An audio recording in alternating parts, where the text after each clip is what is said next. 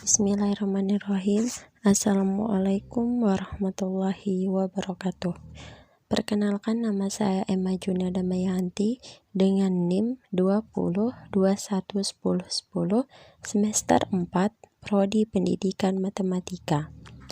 Di sini saya akan membahas materi mengenai bilangan bulat positif, negatif, dan pecahan desimal, biasa, dan persen. Ini adalah contoh RPP yang digunakan dalam pembelajaran.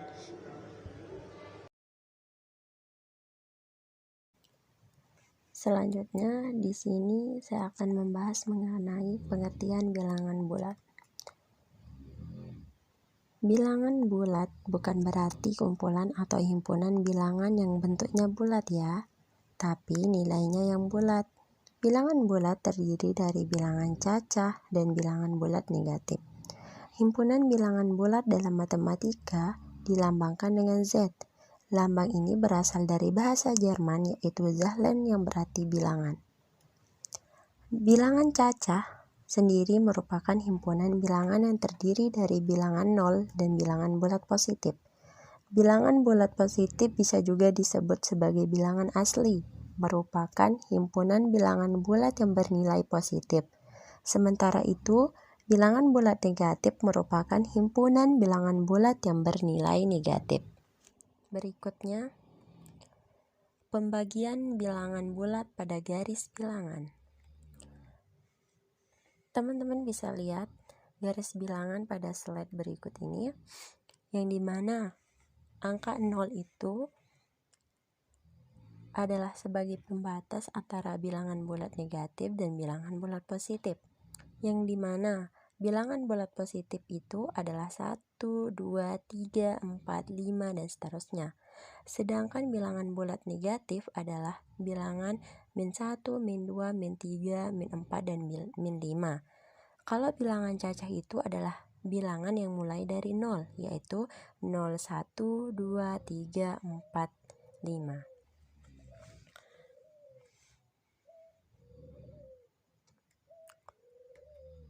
Selanjutnya, di sini itu bilangan ganjil. Bilangan ganjil itu merupakan himpunan bilangan yang bukan kelipatan 2 atau nilainya nggak habis jika dibagi dengan 2. Kebalikannya, bilangan genap merupakan himpunan bilangan kelipatan 2 atau nilainya akan habis jika dibagi 2. Contohnya nih, 8. 8 itu kan merupakan bilangan genap. Karena kalau kita bagi 2, nilainya akan habis atau nggak punya sisa. Beda lagi dengan 13. Coba deh, 13 dibagi 2 berapa? Jawabannya memang bisa kita dapatkan kan? Tapi nilainya itu nggak akan habis. Berarti 13 itu bukan kelipatan 2. Berarti itu tandanya 13 termasuk ke bilangan ganjil. Nah, di sini bisa teman-teman lihat bilangan ganjil itu sama dengan 1, 3, 5, 7, 9, dan seterusnya. Sedangkan negatif min 1, min 3, min 5, min 7, dan seterusnya. Kalau bilangan genap di sini teman-teman bisa lihat 2, 4, 6, 8, 10, dan seterusnya. Nah, selanjutnya di sini itu sifat penjumlahan bilangan bulat. Yang pertama itu sifat komutatif. Contohnya, min 2 ditambah min 3 sama dengan min 3 ditambah min 2. Sama hasilnya itu kan tetap dia min 5. Terus, sifat tertutup. Nah, contohnya itu 5 tambah 10 kan sama dengan 15. Sedangkan kalau sifat asosiatif, nah teman-teman bisa lihat di sini. Dalam kurung 4 plus 5 ditambah 6 sama dengan 4. Kita keluarin dulu yang 4-nya, baru kita masukkan ke dalam kurung itu yang 5 ditambah 6. Jadinya 4 tambah 5 itu berapa? Kan 9. Nah, terus yang di dalam kurung itu berapa? 5 ditambah 6 kan berapa?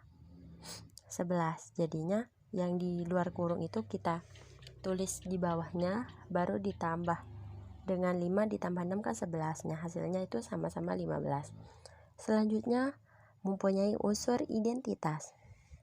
Nah, contohnya itu di sini simpel. 9 tambah 0 sama dengan 0 tambah 9 sama dengan 9 sama dengan 9. Yang dimana 9 tambah 0 kan 9. 0 tambah 9 kan 9. Nah, baru mempunyai unsur inverse. Nah, selanjutnya di sini kita akan membahas sifat pengurangan pada bilangan bulat. Pengurangan pada bilangan bulat dinyatakan sebagai penjumlahan dengan lawan bilangan pengurang untuk setiap bilangan bulat A dan B. Berlaku A min B sama dengan A plus min B. Contohnya di sini 6 min 2 sama dengan 6 plus min 2 sama dengan 4. Sifat operasi pengurangan bilangan bulat hanya berlaku sifat tertutup, karena pengurang bilangan bulat menghasilkan bilangan bulat juga. Kita masuk ke materi pecahan. Dalam materi pecahan ini, saya akan membahas mengenai pengertian pecahan.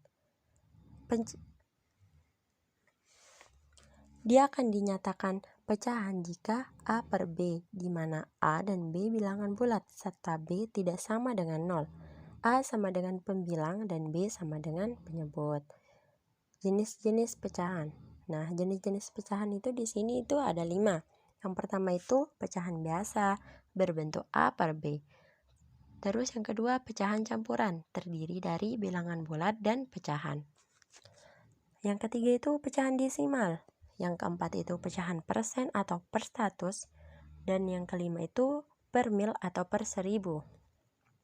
Udah ya. Nah, selanjutnya kita akan masuk ke acara inti.